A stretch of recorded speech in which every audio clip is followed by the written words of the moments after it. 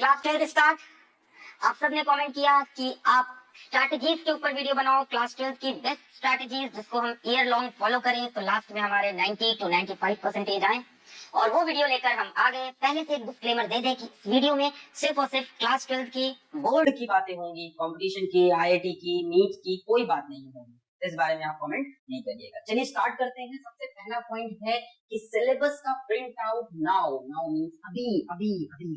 हम सब एक मिस्टेक करते हैं कि सोचते हैं सिलेबस वेबसाइट पे पढ़ा ही है, सिलेबस किताब में लिखा ही है, सिलेबस के अकॉर्डिंग स्कूल का टीचर पढ़ा ही रहा है, सिलेबस के अकॉर्डिंग कोचिंग वाले सर पढ़ा ही रहे हैं। यही पे हम लोग एक बड़ी मिस्टेक कर जाते हैं, क्योंकि आज की वीडियो की मेरी लाइन है, डोंट डिपेंड ऑन एनीवन। हम लोग भी यही सब मिस्टेक करते थे। होता क्या था कि जो टीचर पढ़ा रहा है वही पढ़ रहे हैं, या हमको लग रहा है कि हमारा ये टॉपिक पूरा कंप्लीट हो गया, इसके ऊपर हमने 200 सवाल भी लगा डाले, बड़े खुश बैठे थे। प्री बोर्ड आया, पता चला ये 4 टॉपिक पढ़ा ही नहीं, इसी चैप्टर का ये 4 टॉपिक पढ़ा ही नहीं, और दोस्त ने उठा के सिलेबस दिखाया। देखो सिलेबस गलती क्या करते हैं कि शुरू से सिलेबस साथ में नहीं रखते। सिलेबस का प्रिंट आउट हाथ में रखिए, जब भी एक चैप्टर कंप्लीट करिए तो सिलेबस के अंदर अंडरलाइन करिए, ये हो गया, ये हो गया, ये हो गया, अरे ये पॉइंट छूट, ये मेरे टीचर ने पढ़ाया नहीं। होता है क्यों? कई बार होता है, कोचिंग का टीचर कोई चीज स्किप कर दिया, स्कूल का टीचर स्किप कर दिया, कई टीचर कोई भी कर सकता है। Don't depend on anyone. Syllabus हाथ में रखो, ऐसे अंडरलाइन करते चलो, हाँ ये हो गया, हाँ ये हो गया, हाँ ये हो गया। हम अपने एक्सपीरियंस से बता रहे हैं कि बोर्ड का जो पेपर होता है वो सिलेबस से पॉइंट टू पॉइंट उठा के लगाया जाता है। सिलेबस से पॉइंट टू पॉइंट, सिलेबस से लिखी हुई लाइन जो हेडिंग होती है ना, वो उठा के क्वेश्चन। कई बार हम लोग हेडिंग भी छोड़ते हैं, ये चीज पढ़ी नहीं, तो सिलेबस का प्रिंट आउट रखो, अंडरलाइन करते हुए चलो, बहुत मजा आएगा, बहुत मजा आएगा, फील आएगा कि हाँ ये चैप्टर कंप्लीट हो गया, पूरा अंडरलाइन। अच्छा, एक और तरीका इस चीज को करने का वो है कि एनसीईआरटी की टेक्स्ट बुक फॉलो करो, है ना। ठीक है, रेफरेंस बुक आपको फॉलो करनी है कंपटीशन के लिए, आपकी मर्जी। वीडियो में बता रहा हूँ अभी बोर्ड की, तो एनसीईआरटी की टेक्स्ट बुक शुरुआत से फॉलो करो, एकदम टॉपिक वाइज। इसमें क्या है कि सिलेबस अपने आप पूरा कवर हो जाएगा, कोई पॉइंट छूटेगा नहीं। कई बच्चे यहाँ सीबीएसई बोर्ड के नहीं है, तो आपके बोर्ड की जो भी मेन स्ट्रीम किताब है उसको यूज करो, साथ में सिलेबस अंडरलाइन करो, वो सबसे बेस्ट है। ठीक है, रेफरेंस बुक आपकी। नेक्स्ट बात है कि monthly, weekly, daily goals. Goal setting, goal setting is very important through out the year. Goal setting आप शुरू करते हो अक्टूबर में जाकर, बहुत लेट है अभी से। अपने सिलेबस का ब्रेकअप, सिलेबस बहुत बड़ा है, उसको छोटे छोटे छोटे पार्ट में तोड़ो, यही तो फिजिक्स हमें सिखाती है। कोई बड़ा सा क्वेश्चन आता है, हम क्या करते हैं, उसको छोटे छोटे कंसेप्ट में तोड़ते हैं, फिर छोटे छोटे पार्ट्स को सॉल्व करके फाइनल आंसर। तो अपने सिलेबस को ब्रेक करो, मंथ्स में तोड़ो, वीक्स में तोड़ो, रोज तोड़ो। डेली गोल्स बनाओ। आज रात को पेन से अपने डायरी में एक पेज में लिख के सो कि कल ये कंप्लीट करना। अब क्या होता है ना, मंथली गोल्स भी अच्छे हैं, पर साथ में डेली गोल्स होना इंपॉर्टेंट है। पूछो क्यों?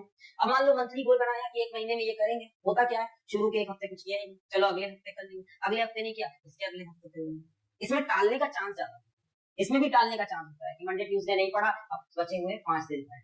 यहाँ टालने का चांस डेली गोल्स, यहाँ टालने का चांस सबसे कम।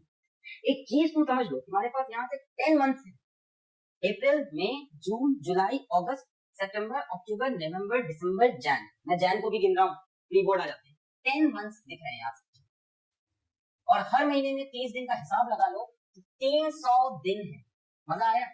मेरा टीचर था क्लास 10th का, गौरव गोयल सर, वो ये चीज रोज करते हैं कि आज एक दिन कम हो गया, आज 2 दिन कम हो गया। तो हम नहीं कह रहे कि रोज करो, बट इस चीज को दिमाग में एक बार रखो तो 300 दिन है। तुमको लग रहा है एक साल नहीं, 300 दिन है, कब ये 150 दिन में बदल जाएगा पता नहीं चलेगा। हर बार जब 3 दिन वेस्ट हुए ना, 1% गया, डिवाइड कर लो 3 से, 100 आ रहा है ना, 100%। 3 दिन गए 1%, ऐसे समझो। तो आप सोच रहे हो ना अगले महीने से पढ़ेंगे, 30 दिन चले गए, 10% चला गया। इस चीज को फील करो, सिलेबस को ब्रेक करो, अपने गोल्स बनाओ, अपनी डायरी में लिखो। जैसे मान लो किसी आपके सब्जेक्ट में 20 चैप्टर है, तो आप उसको ब्रेक करो कि 2-2 चैप्टर पर मंथ करने हैं। Don't depend on anyone. Coaching में जैसे चल रहा वैसे नहीं, अपना अपना target. Next is very very very very very important, गांठ बांध के लिख लो ये बात भाई साहब, यहाँ से नंबर आते ही आते हैं।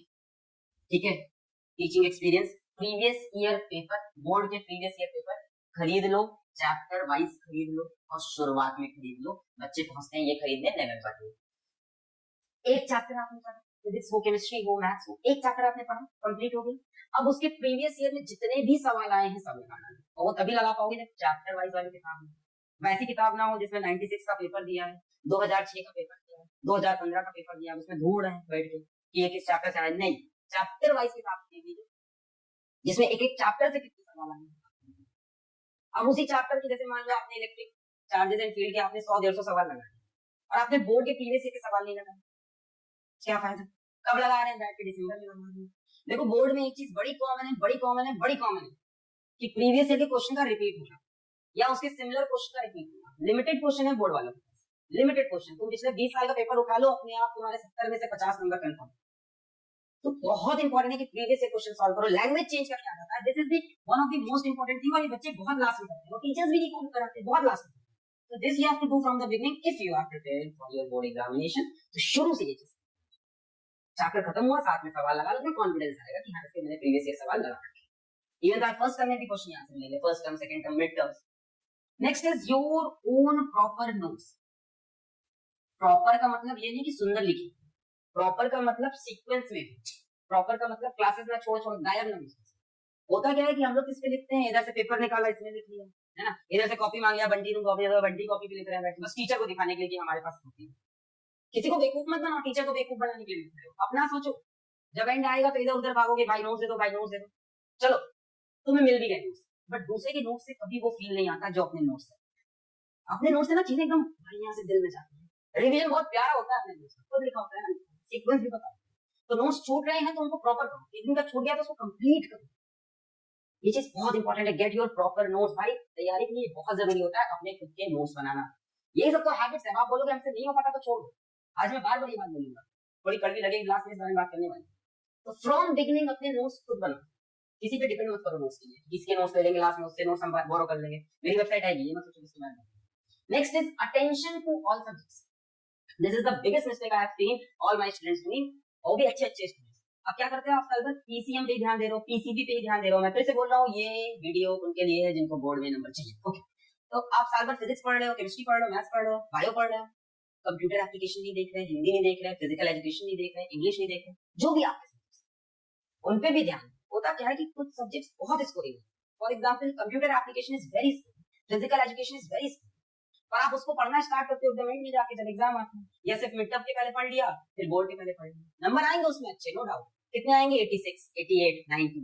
अगर उसको साल भर पढ़ लो तो 96, 97।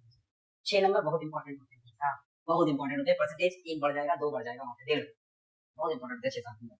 तो इन तरह के सब्जेक्ट्स को कभी इग्नोर मत करो। Attention to all subjects.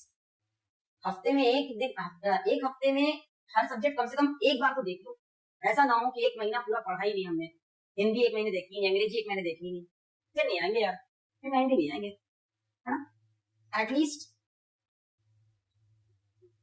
Once a week में एक दिन तो सारे सब्जेक्ट्स हो जाने चाहिए ना, एक एक दिन, कभी ना कभी तो उसको छोड़ो।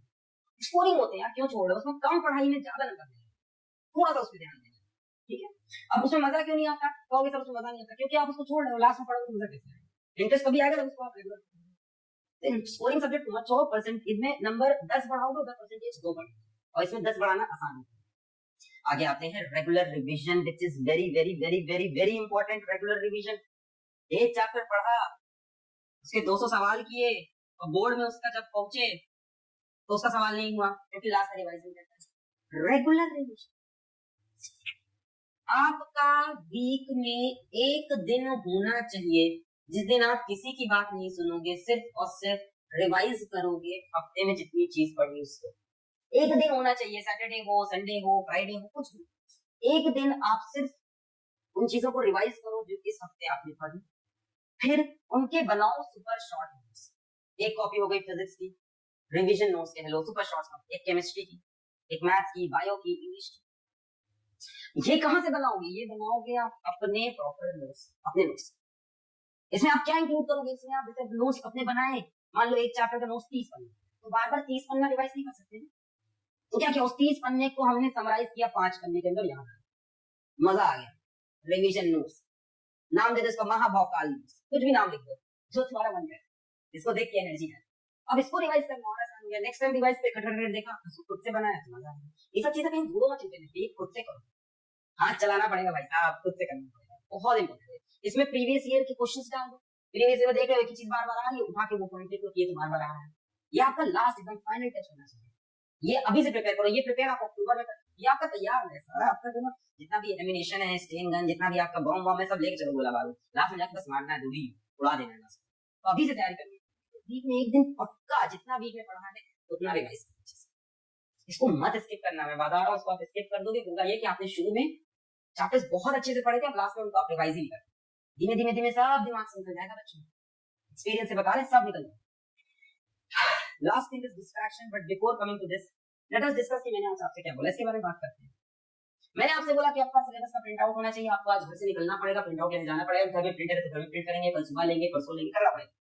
एनसीईआरटी टेक्स्ट बुक आपके पास होगी, आपको डेली गोल सेट करना होगा, रोज आपको रात में लिखना होगा ये मेरा गोल है, अगले दिन उसे कंप्लीट करना होगा, ना कंप्लीट होने पे आपको रोना होगा, आपको दुख होना होगा, उसे गिव अप नहीं करना। भी समझा? प्रीवियस ईयर के पेपर आपको खरीद के लाने पड़ेंगे, आलस में आप नहीं बैठेंगे कि इसको हम अक्टूबर में खरीदेंगे, नवंबर में खरीदेंगे, अभी नहीं, लास्ट में किया जाएगा, नहीं। फ्रॉम बिगिनिंग जो करना है आज कर, कल का कोई भरोसा नहीं।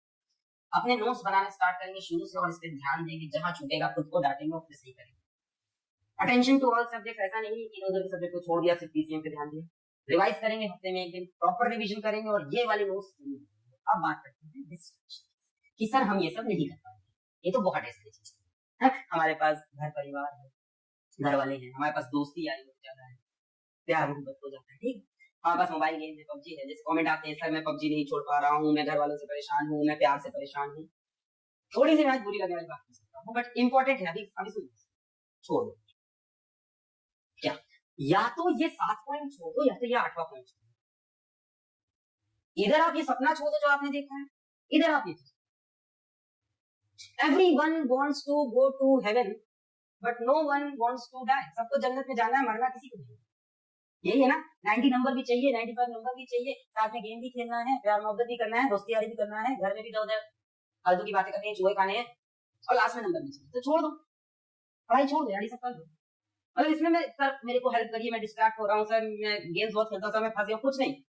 आप अनडिसाइडेड इंसान हो, आपने पहले खुद हमसे कहा मेरे को 90 नंबर चाहिए, मैंने कहा ठीक है जाओ, मैंने कहा ये काम करो, आपने कहा नहीं ये काम नहीं कर पाएंगे, हम डिस्ट्रैक्ट होते हैं, तो ठीक है फिर आप छोड़ दो, आपके अंदर इतनी विल ही नहीं थी कि आप तो reach heaven you have to die, okay.